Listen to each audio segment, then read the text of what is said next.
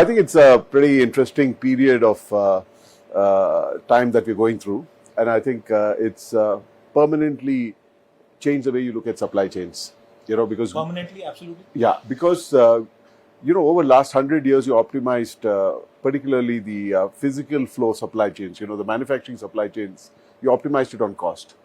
Over the last 7-8 years, you started optimizing it on CO2, and now we're optimizing based on trade actions. And particularly if you look at capital-intensive businesses like ours, you can't take investment decisions based on what's the outlook for the next 2, 3, 4 years, right?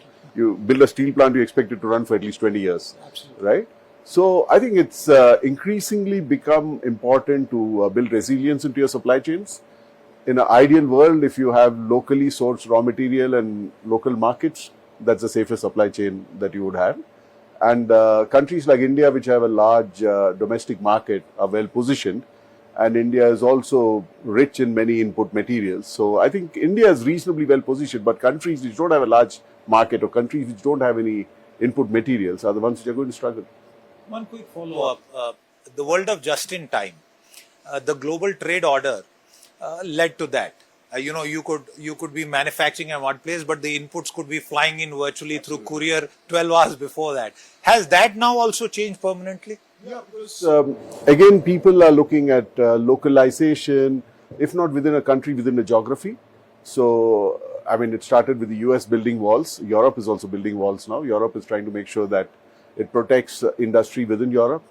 What we call Atmanirbharta in India is being called strategic autonomy in other geographies. But the philosophy is the same. You have to first take care of yourself, because you can't depend on global trade flows, in this very volatile environment. Might is right being the leitmotif of US trade policy. Is this a permanent rupture, or do you see that once we get a deal done, and also with the European Union, the tariff related impact across industry, I'm not only talking about your sector, will kind of be fully dealt with? I think what's certainly happening, and we saw evidence of that over the last few days and weeks, there is certainly a realignment of trade flows. You saw what happened between Canada and China. You're looking at EU taking more interest in closing the trade deal with India. So I think people are all, just like we say, we used to de-risk China, now we're also de-risking US in some sense of the term, right? Very good. Yeah, so everyone is developing alternate markets. I think Mark Carney in his speech also talked about that, right? You have to build your own alliances, you have to take care of your interests as a nation, and hence build partnerships, based on, you may not agree on everything, but there may be some things that you agree with some countries, and you use that to build relationships with those countries. Yeah, and as long as the risk is acceptable, you continue to. A broader question, for the last 20 years, we have seen multiple crises impacting, and every crisis suggests to me that India responds. And while some people are saying that you are responding after a crisis, the fact is we respond, we somehow make it. Is that also playing out similarly, that we have a trade-related crisis, and as a consequence, all of a sudden we have multiple engagements, conversations?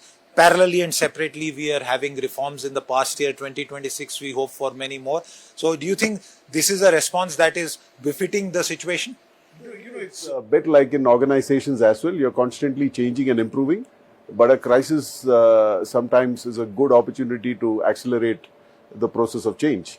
And I think, even if you look at 1990, 1991, what triggered this journey for India was a crisis, right?